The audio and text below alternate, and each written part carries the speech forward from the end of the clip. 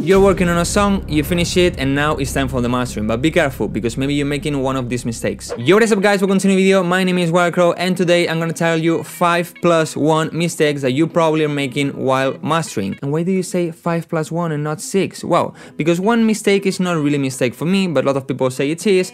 You're gonna know it later. So well, I don't want to wait more, so don't forget to leave a like for the algorithm, and also don't forget to subscribe, so this way you don't miss any tutorials, and this way you support me and help me, and this way this video reaches more people and everybody knows about these mistakes. The mistake number 1 is not using reference songs. I always say this: use reference songs during the entire process of creating a song, since the first chord till the mastering, always. If you don't have a reference song, you don't really know where you should go. You don't know how loud your song should be, you don't know how bright or how much mid should it have, all those things. But if you have a reference song, you can compare all the time and this way know if you're making it well or not. For instance, you can check the loudness of the reference song with any plugin, like for example Julian, and you check the loops, so you try to boost it until the same loops, or you can use a magic key and this way try to get the same color as the reference song and a lot of other things. So always use reference songs. And what songs? Of course the songs in the same genre but also in the same style. Think that in the same genre there are a lot of different styles, so try to get the same style. The mistake number 2 is going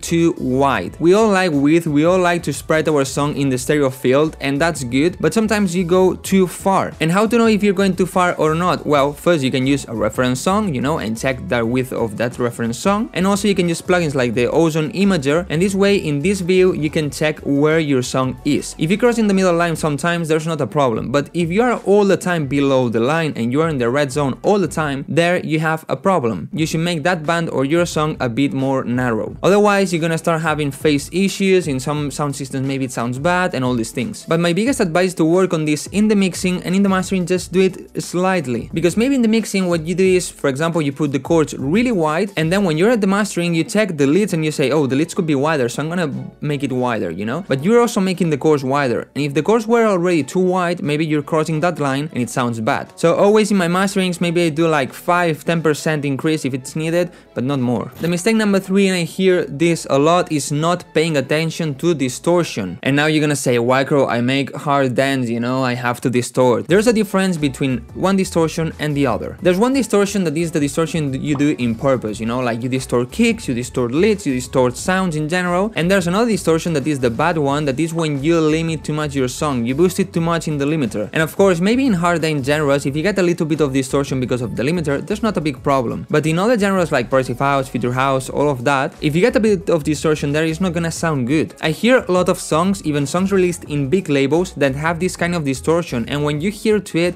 the kick gets a bit of distortion. It's not clean, so pay attention to that. And if it's distorting, reduce a little bit. And if you're thinking, yeah, but if I don't boost it that much, I don't get the commercial loudness, well, then come back to the mixing and work on it, because probably the problem is that you have too much sub bass, the kick is too loud, or things like this. The mistake number 4 is not using the oversampling functions on the plugins. There are some plugins, especially saturators, exciters and limiters, that have the oversampling option. You always need to enable this. I don't want to go too in depth with this, but this is gonna help to have a cleaner harmonies. If you have a sine wave in the 100 Hz and you distort it, it's gonna create harmonies in the 200, 400, 800 and always the double. What happens is that when you reach 20,000 Hz, it's gonna come back, but not in a harmonic way. It's gonna come back randomly, and then maybe it comes back and comes back again, going up, and creates some harmonies that you don't want. Of course, you don't need to do this in the mixing, because otherwise it's gonna take all the CPU of your computer, but on the mastering you have the option, use it. And mistake number 5 is compressing like the pros. You don't need to compress in the mastering. We make electronic music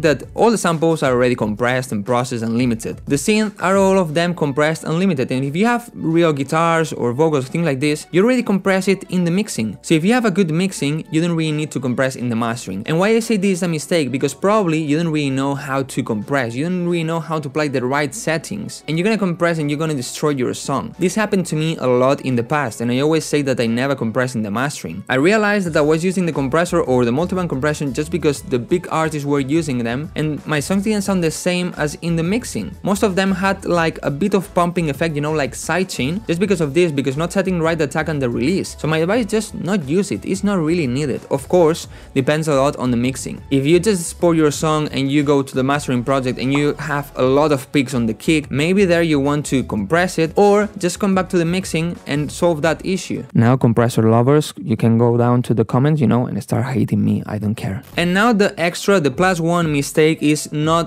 leaving enough headroom. And why I say this is not a mistake? Because it's just a lie. This comes from vinyls, but nobody makes vinyls nowadays. We don't even use CDs nowadays. Everything is digital. So in the digital world, you don't really need headroom. You can have a song with the loudest peak at -1 and have the perfect mastering. Or you can have a song at -20 dBs and have a perfect mastering. The only thing you need to make sure is that it's not reaching the zero, it's not clipping before the mastering. Because if this happens, yeah, that peak is gonna be cutted and then you're gonna leave it even more and maybe start distorting and all these things. But just leave a little bit. So guys, that's it. These are the 5+1 mistakes that most of you are doing in your mastering and how to solve them. And if you think I forgot some mistake, just put it down below in the comments, so this way everybody can learn more mistakes that maybe they are doing. And I hope now you make better masterings, and if you do, please just don't forget to leave a like and subscribe. This way you support me, you help me as I help you, and nothing else, guys. Thanks so much for watching. If you want some kind of mastering tutorials, just check this one, and I hope it helps you, and see you in the next video.